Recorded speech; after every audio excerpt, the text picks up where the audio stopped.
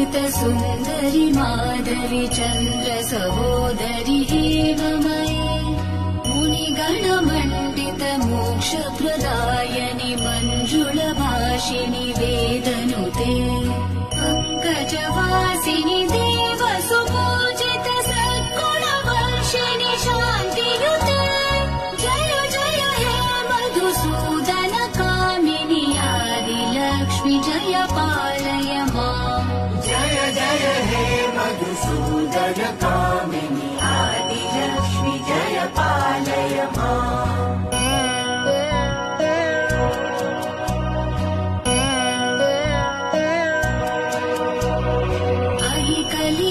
कलिकल्मषनाशिनि कामिनि वैदिकरूपिणि